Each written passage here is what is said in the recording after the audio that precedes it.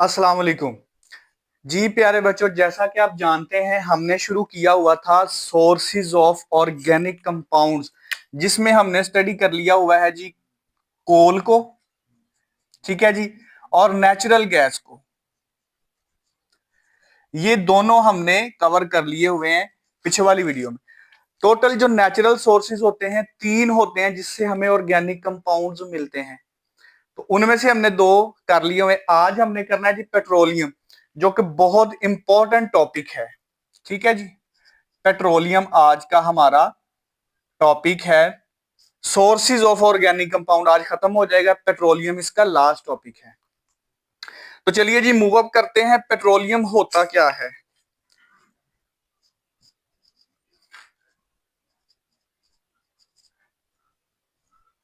The viscous liquid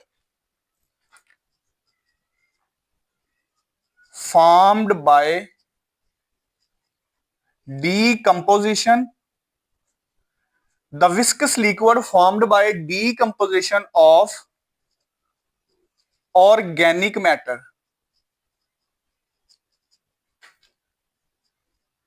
beneath the earth crust। सीधा जमीन के नीचे जितने भी ऑर्गेनिक मैटर प्रेजेंट्स होते हैं उनकी डीकम्पोजिशन से जो लिक्विड बनता है गाढ़ा सा, उसको हम पेट्रोलियम कहते हैं। साथ में पिक्चर शो करवा रहा हूं मैं वीडियो में ताकि आपके कॉन्सेप्ट्स क्लियर हो जाएं। तो पेट्रोलियम क्या है जी? आपको पता है, ये मैंने स्टोरी आपको बताई हुई है कि अगर जमीन के नीचे कोई ऑर्गेनिक मैटर्स बरीड हो जाए, दफन हो जाए, तो बैक्टीरियल डीकम्पोजिशन होती है, केमिकल रिएक्शन होते हैं, वो टूटते फूटते हैं, गलते सड़ते हैं, जिससे गैसेस निकलती हैं जो नेचुरल गैस कहलाती है।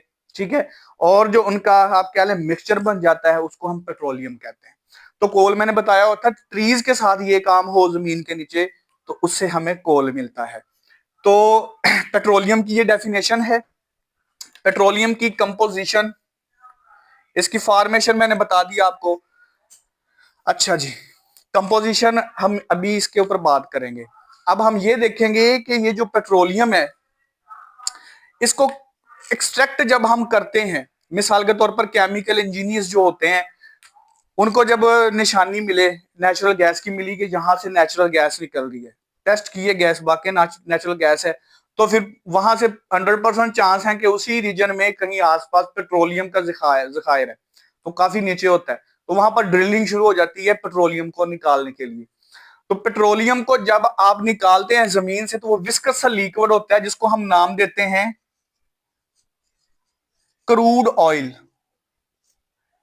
ठीक है जी, ये जो क्रूड ऑयल है ना, ये वो वाला गाढ़ा विस्कस लिक्विड है। ठीक है, जब हम इसको निकालते हैं रिफाइन करने से पहले जब ये निकलता है, एक्सट्रैक्ट होता है, इसको हम कहते हैं क्रूड ऑयल। इसकी जो फिजिकल स्टेट होती है या इसकी निशानी रंगत वगैरह वो होती है ब्लैकिश ब्राउन। ठीक है जी, ब्लैकिश ब्राउन कलर का होता है ये, इसको क्रूड ऑयल कहते हैं।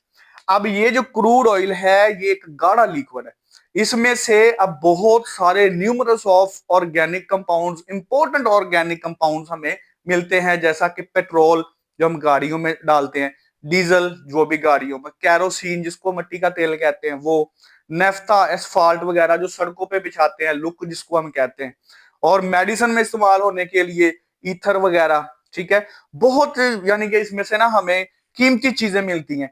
अब ये क्रूड ऑयल कैसे हमें कीमती चीजें देता है ये अब हमने देखना है। उसको हम कहते हैं जी, वो जो हमें किस तरीके से हमें वो चीजें मिलती हैं इसको हम कहते हैं फ्रैक्शनल डिस्टिलेशन। फ्रैक्शनल डिस्टिलेशन, तो बच्चे ये याद रखिएगा, ये बड़ा इंपॉर्टेंट है शॉर्ट क्वेश्चन के तौर पर भी। फ्रैक्शनल का मतलब, फ्रैक्शन का मतलब होता है पार्ट्स, हिस्से। डिस्टिलेशन का मतलब क्या होता है इसको देखिए जरा।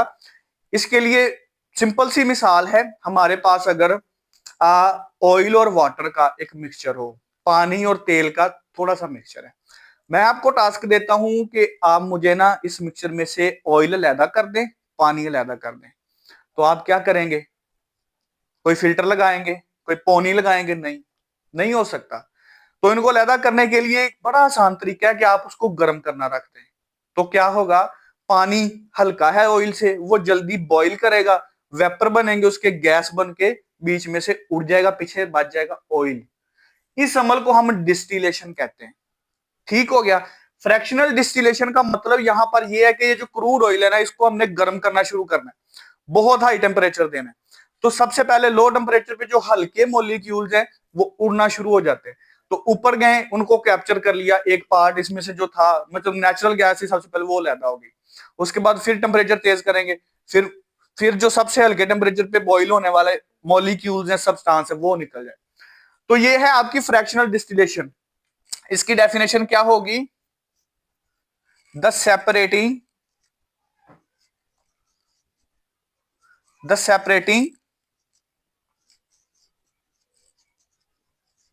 different fractions of crude oil की डिफरेंट फ्रैक्शंस को सेपरेट करना ऑन द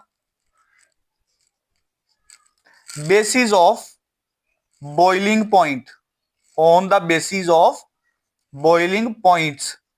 बॉइलिंग पॉइंट के बेस के ऊपर, उसकी बुनियाद के ऊपर इसमें से हल्के भारे मॉलिक्यूल्स को अलहदा करना, ठीक है, फ्रैक्शंस को अलहदा करना। उसी से हमें पेट्रोल मिलता है। देखें, पेट्रोल हल्का होता है, वो पहले बॉईल होता है, उसको साइड पे निकाल लिया जाता है, वो बीच में से अलहदा हो गया।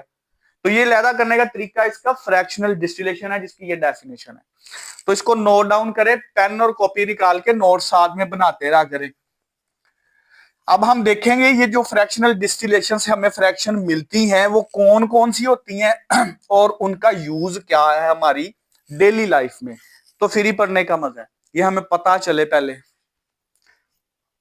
तो चलिए जी, सबसे पहले तो हम यहां पर देखेंगे कि फ्रैक्शनल डिस्टिलेशन से हमें कौन कौन सी फ्रैक्शंस मिलती हैं। यहां पर मैं फ्रैक्शंस आपको बयान करूंगा। यहां पर हम रफली बताएंगे कि कौन से बॉइलिंग पॉइंट के ऊपर या कौन से टेम्परेचर के ऊपर ये लैदा हो जाते हैं उस मिक्सचर में से।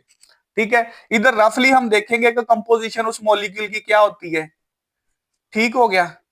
और यहां पर लास्ट वाले पॉइंट में हम इसके यूज देखेंगे कि हमारी डेली लाइफ में इसके यूजेस क्या है।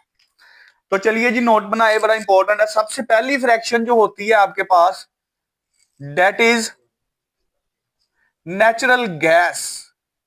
सबसे पहले इससे भी नेचुरल गैस मिलती है।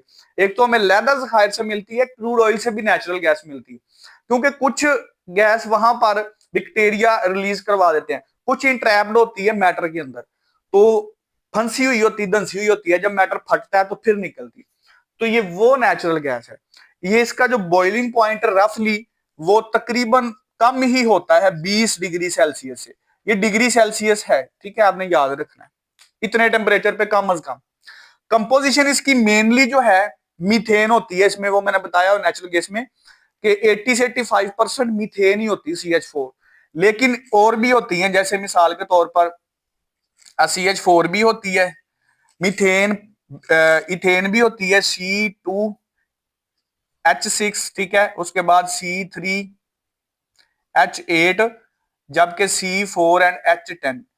मीथेन, उसके बाद इथेन, प्रोपेन, ब्यूटेन, हाइड्रोजन की गैस भी थोड़ी सी हो सकती है, हीलियम्स भी हो सकती है, ठीक है। उसके साथ आपके जो हाइड्रोजन सल्फाइड भी होती है एज ए इम्प्यूरिटी के तौर पर। ये माइनर है, बहुत कम होती है ये चीजें इसमें एक्सपेक्टेड है हो। अच्छा, इसके यूजेस क्या है नेचुरल गैस का? सबसे बड़ा यूज इसका तो फ्यूल ही है। नेचुरल गैस CNG, ठीक है, उसको हम फ्यूल के तौर पे यूज करते हैं हाउस होल्ड में, फिर जितने भी मोटर्स इंजन है उनमें भी यूज होती है, पेट्रोकेमिकल्स में, ठीक है, ये यूज होती है। नेक्स्ट फ्रैक्शन जो आपकी इसके बाद आती है, नेक्स्ट फ्रैक्शन को मैं यहां पर लिख रहा हूं, दैट इज लिग्रोइन। ठीक है, लिग्रोइन या नेफ्था जिसको आप कहते हैं, ठीक है जी। ये इसका जो तकरीबन बॉइलिंग पॉइंट है वो 20 से 60 डिग्री तक होता है, रफली बता रहा हूं। इसकी कंपोजिशन बेसिकली आपकी CH4 से लेके C5 यानी कि ब्यूटेन और पेंटेन लगभग इसकी कंपोजिशन में होते हैं। अच्छा, इसका जो यूज है ये सॉल्वेंट है, ठीक है। लिग्रोइन और नेफ्था सॉल्वेंट के तौर पे यूज होता है। Where is my cap, marker का कैप गिर गया, थैंक यू। अच्छा जी, तो ये लैब्स में आपका सॉल्वेंट के तौर पे बड़ा अच्छा यूज होता है। नेक्स्ट इसका लिग्रोइन के बाद पेट्रोलियम ईथर, पेट्रोलियम ईथर, ठीक है जी।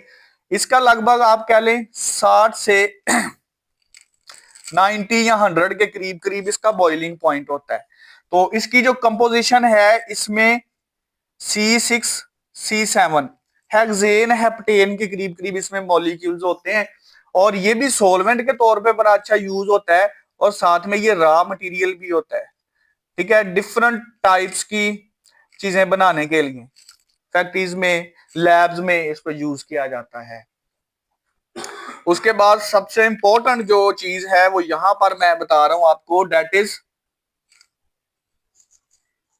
Gasoline, that is gasoline.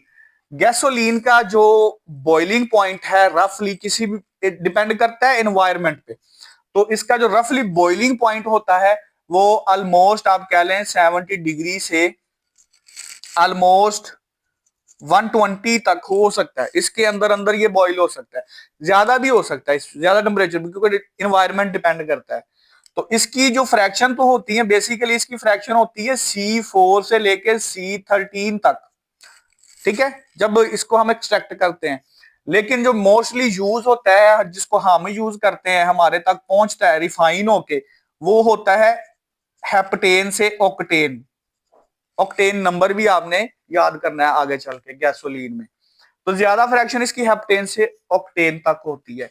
तो इसका यूज क्या है? इसका बहुत इंपॉर्टेंट यूज है, फ्यूल है, जिसको हम पेट्रोल कहते हैं। और किस लिए यूज होता है? मोटर इंजन में, ठीक है, इंजन वगैरह में एज अ फ्यूल यूज होता है। इसके बाद फ्रैक्शन जो आपकी है दैट इज कैरोसिन, कैरोसिन, ठीक है जी। इसका बॉइलिंग पॉइंट ज्यादा होता है, लगभग इतना। और कैरोसिन की फ्रैक्शन C8 से ऑलमोस्ट C12 तक होती है। और ये हीटिंग फ्यूल है, बहुत अच्छा हीटिंग फ्यूल। इसको मट्टी का तेल भी कहते हैं। लालटेन्स होती थी पुराने जमाने में, जिसमें वो तेल हम भरवा लेते थे और उसको हम चलाते थे, सारी सारी रात वो चलती थी, उससे रोशनी, जिससे जो दीवा होता है, ठीक है, हमने सुना हुआ वो कैरोसिन। अगली फ्रैक्शन है आपकी गैस ऑयल, गैसोलीन नहीं, गैस ऑयल। गैस ऑयल एक अलग फ्रैक्शन है, ये इससे हैवी होती है और इसका ऑलमोस्ट जो आपका आप कह लें कि इसका टेम्परेचर है वो ज्यादा ही होता है, इतने पे जाके बॉईल करता है, बहुत ज्यादा होता है। और इसकी जो फ्रैक्शन होती है वो ऑलमोस्ट कार्बन 12 से लेके कार्बन 18 तक होती है। और इसका जो यूज है, इसका दूसरा पहले नाम सुन ले, इसका नाम होता है डीजल, गाड़ियों में चलता है ये, ठीक है। और इसका भी काम क्या होता है? ये हीटिंग फ्यूल भी होता है, हीटिंग फ्यूल के तौर पर भी इसको हम लेते हैं। लास्ट पे आपकी फ्रैक्शन इसके बाद जो आती है गैस ऑयल के बाद, दैट इज पैराफिन्स, पैराफिन्स, ठीक है, नॉन रिएक्टिव होते हैं पैराफिन। पैराफिन की, अब ये सॉलिड होते हैं और इनका बॉइलिंग पॉइंट काफी ज्यादा होता है, मतलब इतना ही, इससे ज्यादा ही कह लें आप। अब ये हैवी हैवी आ रहा है, पहले हल्के हल्के मॉलिक्यूल, अब ये भारे हैं, विस्कस होता है, भारा होता है। और इसकी अबव ही होती है, ये कार्बन 18 से ज्यादा ही होते हैं इसमें मॉलिक्यूल। और ये जो वैक्स प्रोडक्ट्स होती है ना, ये उसमें यूज होता है, वैक्स प्रोडक्ट्स में, ठीक हो गया। ऑइंटमेंट्स वगैरह, ठीक है, जितनी भी होती हैं मरहमें, उनमें ये मेडिसिन के तौर पर इसको यूज किया जाता है, इसको एज अ रॉ मटेरियल वहां पर इसका इस्तेमाल होता है। उसके बाद बचता है जी लुब्रिकेंट्स,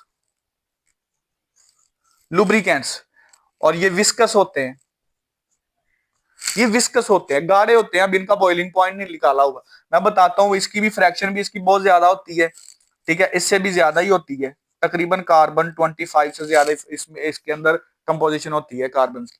अच्छा, इसका जो यूज है लुब्रिकेशन के लिए यूज होता है। लुब्रिकेशन, लुब्रिकेशन समझते हैं ना, सतह को मुलायम करना, ग्रीसेस जैसे मशीन के पुर्जों के दरमियान ग्रीस इस्तेमाल कर, वो ग्रीसेस यही होते हैं, लुब्रिकेंट्स होते हैं जो एंड पे बचते हैं। तो लास्ट पे फ्रैक्शन में डिस्कस करूंगा, डेट इज लास्ट वाली, जिसको हम पेट्रोलियम कोक कहते हैं, पेट्रोलियम कोक, एसफाल्ट, जिसका सही नाम है एसफाल्ट हमने रखा हुआ है। अच्छा, ये सॉलिड होता है और ये वेस्ट है, रिजीडियो होता है, ये बच जाता है जो पीछे सब कुछ बॉइल होकर निकल गए भट्टी में से, किल्न में से, वो फ्रैक्शनल डिस्टिलेशन का जो टावर होता है, पीछे नीचे जो सॉलिड बच जाता है, ठीक है, वो आपका पेट्रोलियम कोक है। और इसके भी यूजेस बहुत अच्छे हैं कि ये पेविंग के लिए यूज होता है, ठीक है जी, रूफिंग, रूफिंग छतों पर बिछाया जाता है ताकि बारिश के मौसम में रसाई ना हो, पानी ना नीचे आए।